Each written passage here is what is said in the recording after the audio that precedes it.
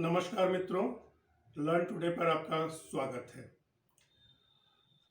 मित्रों, एक बहुत ही अहम सवाल हमेशा आपके दिमाग में भी आता है और जिस पे हमेशा मतभेद बने रहते हैं, वो है गुजारा भत्ता का। कि अगर पति पत्नी में तलाक हो जाता है या अलग रहने की नौबत आती है तो पत्नी को कितना गुजारा भत्ता मिलना चाहिए और कैसे मिलना चाहिए। इसमें बहुत सारे मतभेद हैं, बहुत सारे कानून हैं, जैसे कि क्रिमिनल प्रोसीड्योर कोड अर्थात दंड प्रक्रिया संहिता के धारा 125 के अंतर्गत भी कार्रवाई होती है और गुजारा भत्ता मिलता है। इसके अलावा हिंदू मैरिज एक्ट के अंतर्गत भी मिलता है। इसके अलावा Hindu adoption and maintenance act के द्वारा भी मिलता है। घरेलू हिंसा अधिनियम अर्थात डोमेस्टिक वायलेंस एक्ट में भी मुआवजे का प्रावधान किया गया है।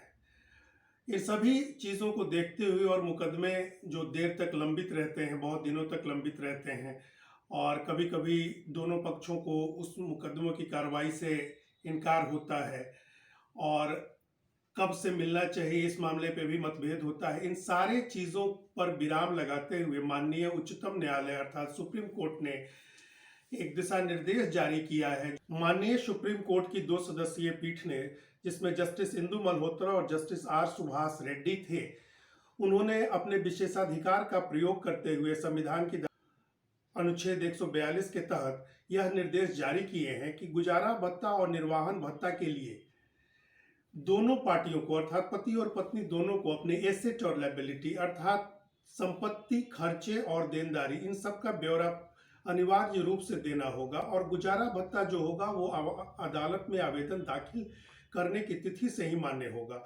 और इसी के साथ साथ सुप्रीम कोर्ट ने देश भर की जिला अदालतों, फैमिली कोर्ट के लिए गाइडलाइन जारी कर दिए हैं। माननीय सुप्रीम कोर्ट ने कहा है कि गुजारे भत्ते का भुगतान आवेदन की तिथि से ही होगा और कार्यवाही पिछले किसी अन्य मुकदमे में किसी और कार्यवाही में किए गए भुगतान को भी उसके साथ एडजस्ट किया जाएगा।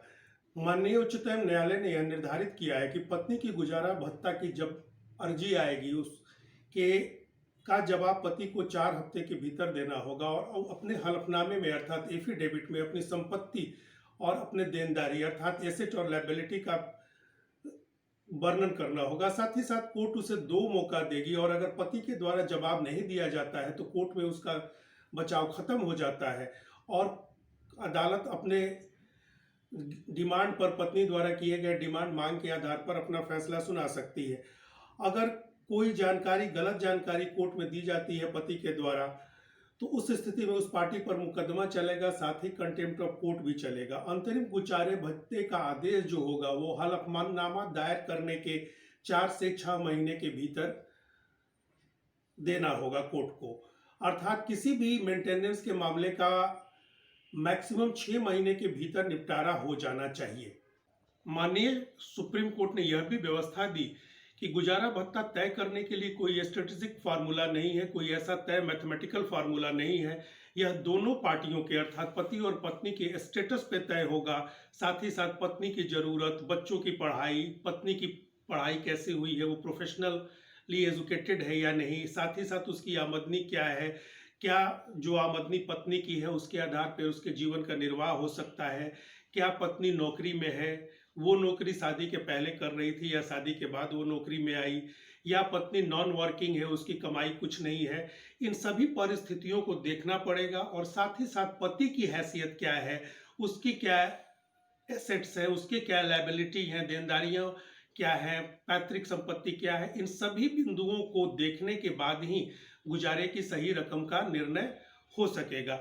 माननीय सुप्रीम कोर्ट ने यह भी निर्धारित किया कि इस मामले में बहुत ही बैलेंस की जरूरत है, बहुत ही सोच समझकर निर्णय लेने की आवश्यकता है। पति की वित्तीय स्थिति, पत्नी का ससुराल में लिविंग स्टैंडर्ड भी देखना होगा, साथ ही बच्चों के पढ़ाई के खर्चे, दोनों पक्षकारों की नौकरी और साथ ही साथ उम्र का भी ख्याल रखना होगा।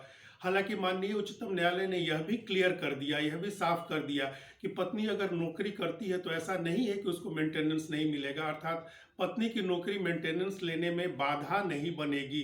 सुप्रीम कोर्ट ने यह भी कहा कि फैमिली कोर्ट इन तमाम तथ्यों पर विचार करने के बाद ही मेंटेनेंस की राशि तय करेगी। साथ ही साथ अगर पक्षकार फैमिली कोर्ट के निर्णय को नहीं मानते हैं, इस निर्णय को नहीं मानते हैं, तो उन पे कंटेम्प्ट ऑफ कोर्ट का भी एक्शन लिया जा सकेगा। अतः मित्रों, संक्षेप में ये कहा जा सकता है कि गुजारा भत्ता जो कि 4 अलग अलग कानूनों के द्वारा दिया जाता था, उसको एक जगह किया जा सकता है। इस पर सुप्रीम कोर्ट ने अपने विशेषाधिकार का प्रयोग करते हुए संविधान के अनुच्छेद 142 के तहत गाइडलाइन दे दिए हैं, जो कि रजनीश बनाम नेहा के केस में दिया गया है। क्रिमिनल अपील था जो 2020 में अभी जस्ट निष्पादित हुआ है। इसमें के अनुसार उन गाइडलाइन का पालन करते हुए फैमिली कोर्ट गुजारे भत्ते का निर्धारण करेगी और बैलेंस बनाए रखने की ज़रूरत है। एक बहुत ही सोच समझ करके निर्णय लिए जाने की ज़रूरत है और इससे दोनों को आसानी होगी।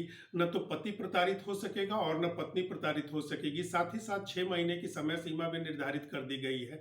हाँ, एक अहम बिंदु और है कि केस फाइल करने के दिन से ही गुजारे भत्ते का भुगतान किया जाएगा। लोगों को 7 बरस भी इंतजार नहीं करना पड़ेगा, 8 बरस इंतजार नहीं करना पड़ेगा। ऐसा कभी किसी मामले में होता था, जैसा कि इसी केस में महाराष्ट्र में हुआ। अब 6 महीने के भीतर मुकदमों का निपटारा हो जाया करेगा। इसकी समय सीमा माननीय उच्चतम न्यायालय ने तय कर दी है। अतः पति और पत्नी दोनों को आसानी होगी इस निर्णय से। बहुत बहुत धन्यवाद। आशा करते हैं आपको हमारी यह वीडियो पसंद आई होगी।